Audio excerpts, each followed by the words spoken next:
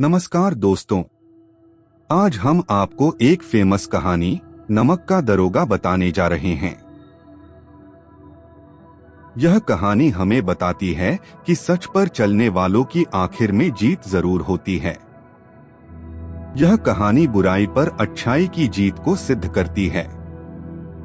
ये कहानी आजादी के पहले के वक्त की है।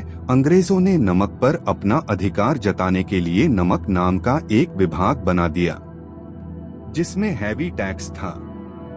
नमक विभाग बनने के बाद लोग टैक्स से बचने के लिए नमक का चोरी छुपे व्यापार भी करने लगे, जिसके कारण भ्रष्टाचार भी फैलने लगा।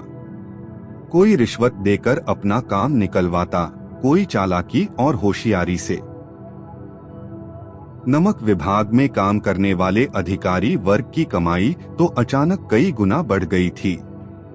अधिकतर लोग इस विभाग में काम करने के इच्छुक रहते थे, क्योंकि इसमें ऊपर की कमाई काफी होती थी।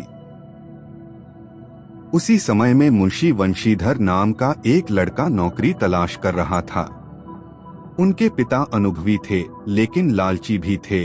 वो कहते कि बेटा, ऐसी जॉब तलाश करो जिसमें ऊपर की यानी रिश्वत की कमाई ज्यादा हो, ताकि मेरा बुढ़ापा अच्छा गुजर सके।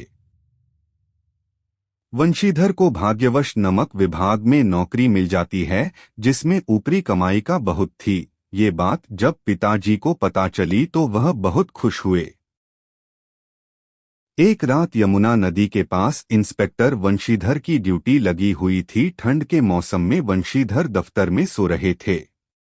यमुना नदी के पुल से गाड़ियों की आवाज सुनकर वे उठ गए।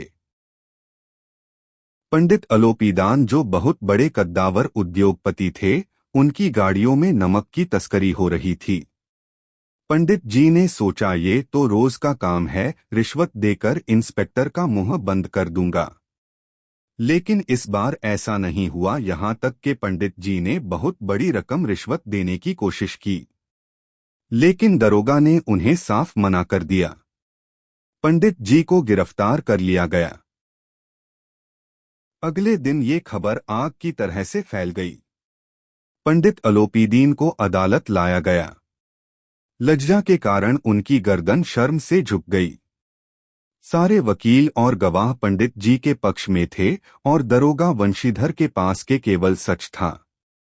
पंडित जी को सबूतों के अभाव की वजह से रिहा कर दिया। पंडित जी ने बाहर आकर पैसे बांटे और वंशीधर को नौकरी से हटा दिया गया।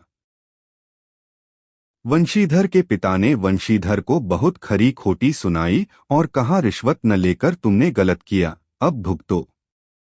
शाम का समय था। तभी पंडित जी उनके घर पर ही आ गए। ये सबके लिए सरप्राइज था। वंशीधर के पिताजी ने पंडित जी को झुककर प्रणाम किया और उनकी चापलूसी करने लगे और अपने बेटे को भला बुरा कहा।